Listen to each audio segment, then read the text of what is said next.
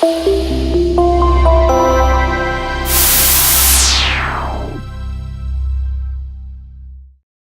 everybody, it's John Costigan. Never done a LinkedIn video, so I'm going to keep it really quick. But this topic that I'm going to talk about, I think it's a really big topic that's costing you money. It's allowing you not to close business, and this is it. You are losing control of the sale. You are like the tail wagging the dog, and they're having you run around doing a lot of work without knowing what happens when you get done doing it. That's number one. But number two, you're losing control of a lot of the little tiny steps that are in those processes. Let me give you a very simple example. I'm talking to a sales rep in Houston. I was just in Seattle this past week, okay, and just got home late last night.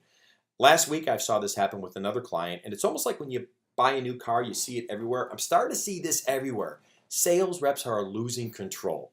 The gentleman in Houston, what he was doing was he was calling into the CEO's office, and he was having a conversation, and there's a lot of things we've changed to our programs now, because I know a lot of you know I've done all the live calls, right? I mean, I've done them in Dubai and Detroit and Dublin, Ireland. I mean, I've made live phone calls all over the world, right? And I showed my audience how to get in the door, okay? And we do it live. But what I will tell you is we've had to change this, because what I did 10 years ago what I did 3 years ago does not work today. It doesn't. So I know we've had to change up some things. One of the things you need to change up is we'd like to send an email off to your president and CEO. And we work on that email, everything from the agenda, the objective, the clear next steps, meeting times, all of it. It's so buttoned up. But it really puts you in a class of, hey, this isn't hi, I'm lost. This is no, we'd like to meet with you guys, okay? So when you do that, it puts more meat on the bone.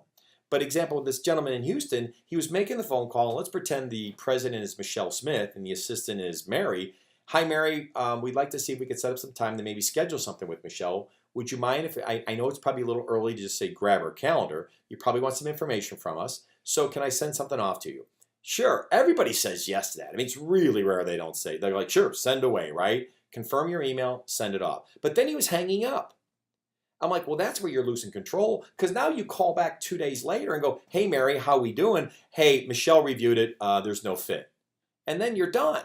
And by the way, I'm a big believer that if you do that, you're now done. And if you now go to the HR department or to operations or somewhere else, you have an uphill battle, especially when you know that you just had the CEO's office going, no fit. We don't want to see you. So I've always said the reason why you're losing control is you're taking steps that are enabling you to lose control. And there's also steps you're not taking. Here's one step he wasn't taking. When you're on the phone with Mary and you send the email off, you go, hey, Mary, one last thing. I know with what our organization does, we focus on, and for example, I was representing a consulting firm. So I said, hey, we work with people. It's not about getting you more people, it's about getting more out of the people you have. So in this email, I'm going to lay that out to you. But hey, can you please send me over to HR? I know no matter what we do, HR is very heavily involved in these conversations because they're all about people. As well as operations, we look a lot at project management and your processes internally. So I want to make sure I actually reached out to them as well. Could you please forward me over there or give me their names and I'll follow up? Thanks. That's taking control. The part where you don't take control is where you go, hey, here's what not control is. Hey, Mary, so would you happen to know anybody else who might have some challenges or issues with project management or something like that? I used to do that. I don't do that now. Why? I pretty much know the role of who I need to speak to. So I'm just going, hey, listen, can you help me? Can you forward me over to this organization? Because I know I'm going to have to talk to them based on the letter I'm sending the president. You're in control of this call. Instead of throwing the control over to Mary, because a lot of times she might say, well, I'll tell you, well, let me take a look at your letter, John. I'll get back to you. And that's where you start to get these subtle little resistance messages or the objections you get that could stop this train in its tracks, okay? You know, I could tell you the one thing that really frustrates, I'm sure all of us, is when you run around doing a ton of work without knowing what happens when you get done doing it. Don't do that. That's losing control. Remember, they control, the customer has the problem. You are the process. You know, can you imagine sitting in front of a doctor? I mean, I ruptured an Achilles. I just got the cast off, right?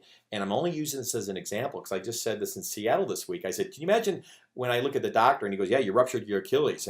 And the doctor goes, so John, what do you want to do? I'm like, what do you mean what do I want to do? You're the doctor. You tell me. Well, how does this work? Okay? Be the doctor. Do not forget to be the doctor. You're the doctor. Sure, the customer can decide if they want to have surgery or not, but you're the doctor. You control this process. So for example, the customer says, these are our 5 steps of how we decide to move forward with a vendor or not. You go, great. So these are your 5 steps. But the part where you're the doctor, you can go, wonderful. So those are your 5 steps. If I can do all these steps for you and meet your budget and align with my products in terms of what you're trying to accomplish with your problems, if I could do all that, hey, where do we go from here? How soon you want to get this fixed? If they go, well, hey, I'm not really sure yet. Let me just see your proposal first. That is a huge red flag of, uh-oh, we're going to start running around doing a lot of work for free. So, hey, I know we're over 5 minutes on this, but I wanted to get this in front of you very quickly. And what I want to say is, listen, don't lose control of the process. You're the doctor. They're not. And if you can try to remember that, I tell you one thing, you're going to start focusing on real deals, and you're not going to start filling out forecasts that truly almost look like the game show host here, the game show here in the United States called Jeopardy, where one of the categories is, I'll take creative writing for 1,000, Alex. That's no fun when your forecast, when you know in your heart and soul that forecast isn't a real forecast. Okay, so hey, good selling. It's my first video. I know it's probably way too darn long, but I hope you enjoyed it. Bye-bye. Hey everybody, John Costigan here. The toughest part to any sale is getting in the door, right? Tell you what, click on the URL below this video or go to costigantraining.com/free week. Take the first step of solving this huge problem of getting in the door. It's 5 days, 5 clips, less than 5 minutes. Click on the link. We'll see you in a few seconds.